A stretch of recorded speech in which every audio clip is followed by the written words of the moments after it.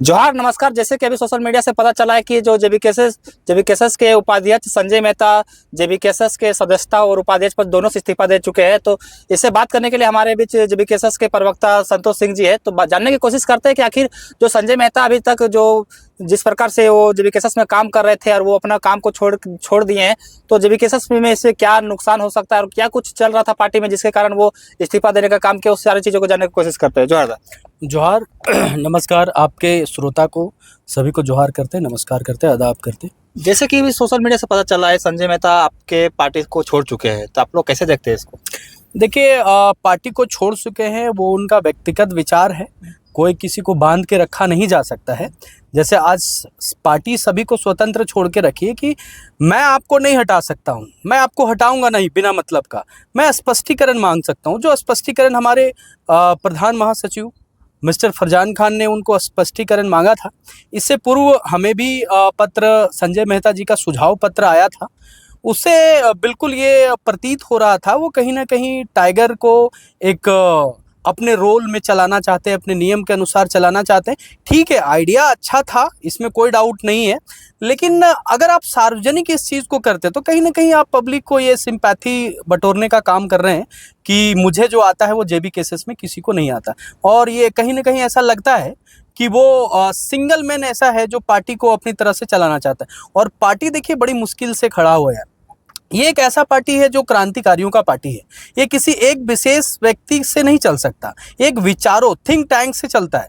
तो बहुत विचारों का यहाँ पे भंडार है। कई लोगों ने अपना पेट पाल काट करके टाइगर के साथ जो है लगातार लड़े हैं, फील्ड में गए हैं, कई केस खाए हैं, कितने लाठी खाए हैं।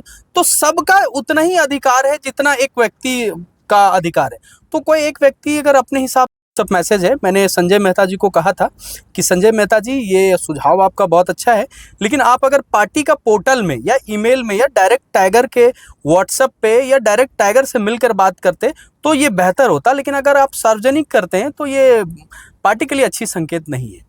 कहीं ना कहीं संजय मेहता लोकसभा में हजारीबाग लोकसभा से उम्मीदवार थे, वो अच्छा खासा वोट लाए थे, लोग कहीं ना कहीं उसको मान रहे थे नेता। और इतना बड़ा चेहरा अगर जेबीकेएसएस को छोड़ के चले जाते तो क्या लगता है जेबीकेएसएस पर प्रभाव पड़ेगी कि नहीं पड़ेगी? देखिए, जेबीकेएसएस क्या है ना, बोलने के लिए अभी वो पहचान का मोहताज नहीं है।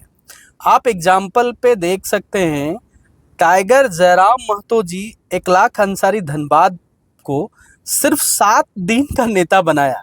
और 7 दिन का नेता में आप देखेंगे तो वो 80,000 वोट लेकर आया। आप कभी इतिहास में कभी ऐसा देखें कि एक जो कहते हैं निर्दलीय आदमी खड़ा हो गया जिनको कोई नहीं जानता? बहुत बहुत लोग उनको धनबाद में भी पूरे नहीं जानते, लेकिन टाइगर जयराम महतो जी ने एक भरोसा जताया और भरोसा जताने के बाद अनाउंसमेंट किए कि 1 लाख अंसारी धनबाद के हमारे लोकसभा प्रभारी रहेंगे। और लोकसभा प्रत्याशी होने के साथ साथ वो देखिए 7 दिन से 8 दिन वो काम किए और 80,000 वोट लाए। उसी तरह मैं संजय मेहता के बारे में बात करना चाहूँ। उनके बैकग्राउंड को अगर बात करें तो वो कहीं ना कहीं लॉ एंड ऑर्डर को फॉलो करते हैं। मैं मानता हूँ अच्छा वक्ता है, इसमें भी कोई डाउट नहीं है।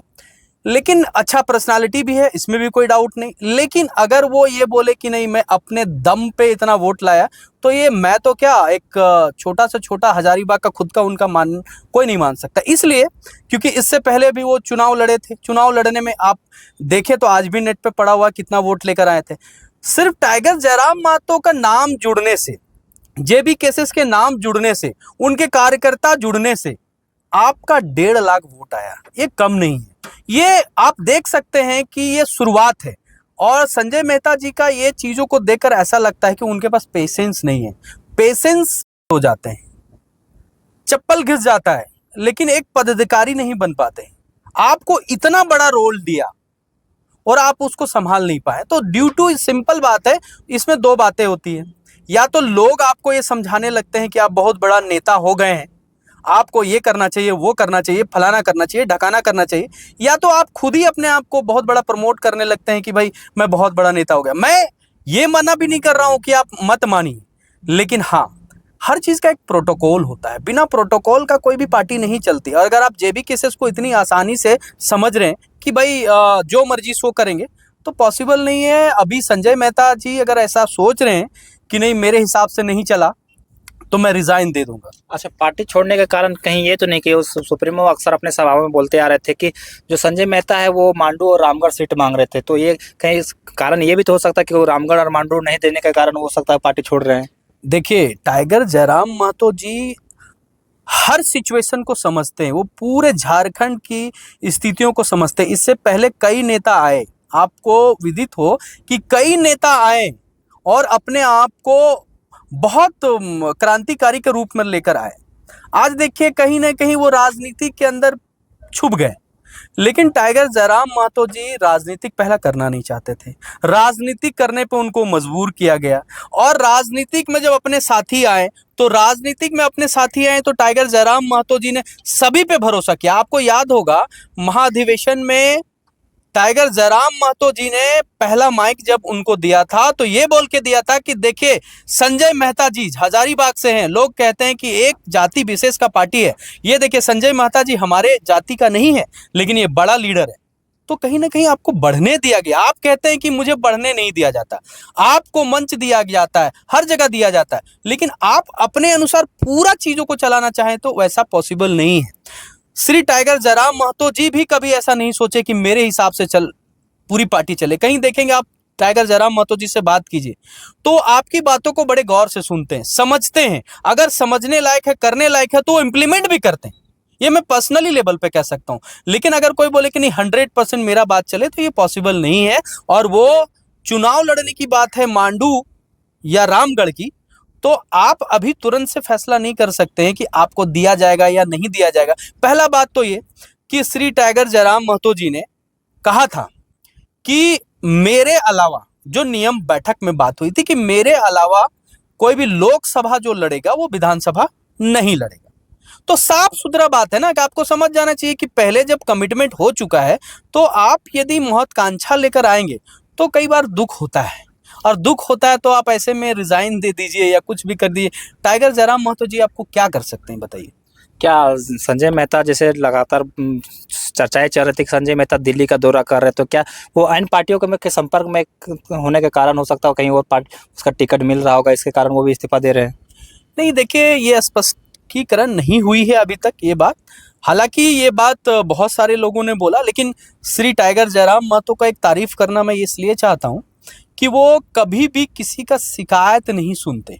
ठीक है, सुनाने वाले हजारों होते हैं लेकिन वो अपने मन से विचार समझते हैं, वो पढ़े लिखे इंसान है। ये झोला छाप नेता, ठेपा छाप नेता नहीं है कि आए और राजनीति करने लगे। पीएचडी का छात्र रहे हैं, हम लोग भी पढ़े लिखे हैं, हम लोग समझते हैं स्थितियों को। तो वो क्या बोल रहा है, कौन क्या बोल रहा है, कितना शिकायत किस लिमिट तक होता है, वो सभी वो सुनते हैं, लेकिन उनको मालूम है क्या सच्चाई है क्या नहीं है। अगर वो जब तक नहीं समझ लें कि ये बात सच्चाई है तब तक वो किसी भी डिसीजन पे नहीं आते हैं। ठीक है, तो बिल्कुल मुझे ऐसा लगता है कि वो अगर किसी पार्टी से मिले हुए हैं, ऐसा होता तो वो डायरेक्ट टाइगर जयराम महतो जी उनको बोलते हैं, ऐसा उनको ब्लेम नहीं लगाया गया। लेकिन हाँ, इस बात से वो बहुत दुखी हुए टाइगर जयराम महतो जी कि मैंने संजय मेहता जी को अपने दिल का करीब माना, तभी तो मैं लोकसभा प्रत्याशी बनाया, 1.5 लाख वोट आया, मैंने उनके लिए क्या नहीं किया, सब कुछ किया, एक पहचान बनाया, नेता बनाया, सब कुछ बनाया। और अगर ऐसा लोगों को लगता है कि नहीं मैं नेता पहले से था, तो भाई साहब आज भी देख लीजिए बड़े बड़े पार्टियों के साथ लड़के देख लीजिए ना, फिर आपको समझ में आ जाएगा। अच्छा, अंतिम सवाल, क्या संजय मेहता को जाने से पार्टी का किसी प्रकार का नुकसान होगा? देखिए, अगर जनमानस की नज़रों से देखें तो कई जनमानस ऐसा भी सोचेंगे कि संजय मेहता के साथ जातिवाद हुआ या जातीय हुआ। तो मैं पूरे जनता को ये कहना चाहूँगा, बिल्कुल ऐसा नहीं है।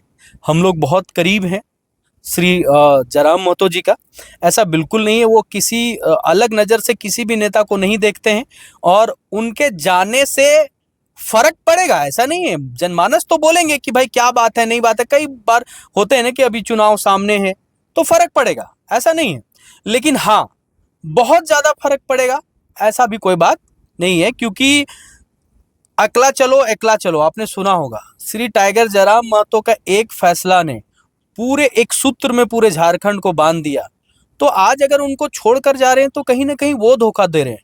टाइगर जयराम महतो किसी को धोखा नहीं दे रहे हैं, ये पब्लिक को, जनता को भी समझना पड़ेगा। तो यही कहूंगा कि नुकसान एक तरह से हो सकता है कि जनता अगर इस चीज को सोचे, लेकिन अगर जनता सच्चाई जानना चाहेगी तो नुकसान नहीं होगा। तो ये थे हमारे बीच जेबीकेएसएस के प्रवक्ता संतोष सिंह। तो ये देखना दिलचस्प होगा कि जो संजय मेहता पार्टी छोड़ के गए हैं उसके बाद पार्टी में क्या हलचल होती है और पार्टी में क्या इसका फायदा होगा, क्या नुकसान।